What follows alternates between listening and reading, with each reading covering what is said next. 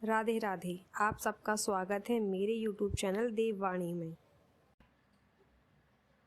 वेद व्यास जी ने कहा है कि भगवान विष्णु ने कहा था, जो व्यक्ति निर्जला एकादशी व्रत का नियम पूर्वक पालन करता है वह करोड़ों स्वर्ण मुद्रा दान करने का पुण्य प्राप्त कर लेता है।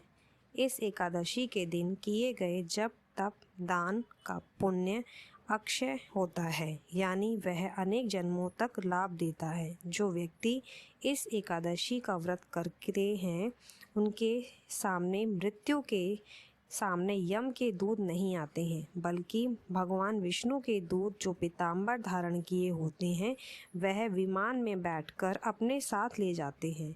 पद्म पुराण में कहा गया है कि निर्जला एकादशी व्रत की कथा को कहने और सुनने से भी ग्रहण के दौरान किए गए दान के बराबर पुण्य प्राप्त हो जाता है। इस दिन बिना कुछ खाए पिए व्रत रखने से सभी पापों से मुक्ति मिल जाती है। मान्यता है कि मात्र एक एकादशी को कर लेने से साल भर की एकादशियों के बराबर फल प्राप्त हो जाता है। इस एकादशी को भीमसेन एकादशी भी कहा जाता है। इस दिन व्रत रखकर पूजा करने और निर्जला एकादशी व्रत की कथा पढ़ने से भगवान विष्णु की विशेष कृपा प्राप्त होती है। निर्जला एकादशी व्रत कथा इस प्रकार है। पौराणिक कथा के अनुसार महाभारत में जब पांडवों को अज्ञातवास हुआ तब सभी ब्राह्मण के रूप में रहने लगे। उस समय नियमित रूप से पांडव एकादशी का व्रत करते थे, लेकिन भीम से कभी भूख बर्दाश्त नहीं होती थी, इसलिए वो कोई एकादशी व्रत का पालन नहीं कर पाते थे। इसके कारण भीम को अपने आप में बहुत ग्लानि महसूस होती थी। फिर भी भीम समस्या का हल निकालने महर्षि वेद व्यास जी के पास गए। उन्होंने अपनी सारी समस्या महर्षि से कही। भीम की ऐसी बात को सुन वेद व्यास जी ने उन्हें निर्जला एकादशी व्रत के महत्व के बारे में बताया। महर्षि ने कहा कि निर्जला एकादशी का व्रत सबसे कठिन व्रत है, लेकिन सिर्फ एक व्रत को करने से सभी एकादशियों का फल मिल जाता है। वेद व्यास जी की बातों को मानकर उन्होंने कहे। पौराणिक कथा के अनुसार महाभारत में जब पांडवों को अज्ञातवास हुआ तब सभी ब्राह्मण के रूप में रहने लगे। उसी समय नियमित रूप से पांडव एकादशी का व्रत करते थे, लेकिन भीम से कभी भूख बर्दाश्त नहीं होती थी, इसलिए वो कोई भी एकादशी का व्रत का पालन नहीं कर पाते थे। इसके कारण भीम को अपने आप में बहुत ग्लानि महसूस होती थी। फिर भी भीम समस्या का हल निकालने महर्षि वेदव्यास जी के पास गए। उन्होंने अपनी सारी समस्या महर्षि से कही।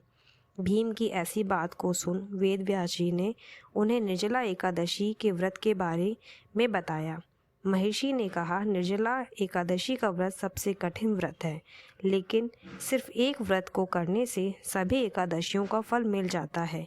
वेद व्यास जी की बातों को मानकर उनके कहे अनुसार भीम ने पूरी श्रद्धा और निष्ठा से निर्जला एकादशी का व्रत का पालन शुरू किया। निर्जला एकादशी का व्रत का विधान बताते हुए वेद व्यास जी ने कहा, हे कुंती नंदन, ज्येष्ठ माह की शुक्ल पक्ष की एकादशी को निर्जला एकादशी कहा गया है। इस दिन आचमन और दांत साफ करने के अलावा अन्य कार्यों के लिए मुंह में जल नहीं लेना चाहिए, इससे यह व्रत भंग हो जाता है। इस दिन सूर्योदय से लेकर अगले दिन के सूर्योदय तक जल ग्रहण नहीं करना चाहिए। व्यास जी की बातों को सुनकर भीमसेन बोल उठे, हे महाबुद्धिमान पितामह, मेरे सभी भाई द्रौपदी सहित एकादशी का व्रत करते हैं, लेकिन मेरे पेट में भूख बहुत लगती है। मैं भूखा नहीं रह सकता हूँ। जब तक मैं भी भर कर भोजन ना कर लूँ यह अग्नि शांत ही नहीं होती है। पर इस बात को सुनकर व्यास जी ने कहा, यदि तुम स्वर्ग की अभिलाषा करते हो तो तुम्हें एकादशी का व्रत का पालन करना चाहिए। भीम के ऐसे कहने पर व्यास जी ने कहा कि फिर भी पूरे साल की एकादशी का फल देने वाली निर्जला एकादशी का व्रत जरूर किया करो। वेद व्यास जी ने कहा है कि भगवान विष्णु ने कहा था, जो व्यक्ति निर्जला एकादशी व्रत का नियम पूर्वक पालन करता है वह करोड़ों स्वर्ण मुद्रा दान करने का पुण्य प्राप्त कर लेता है।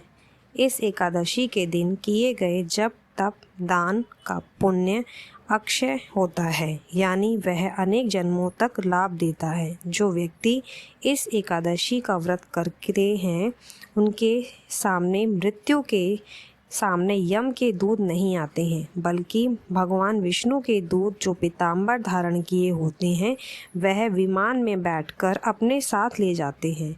पद्म पुराण में कहा गया है कि निर्जला एकादशी व्रत की कथा को कहने और सुनने से भी ग्रहण के दौरान किए गए दान के बराबर पुण्य प्राप्त हो जाता है।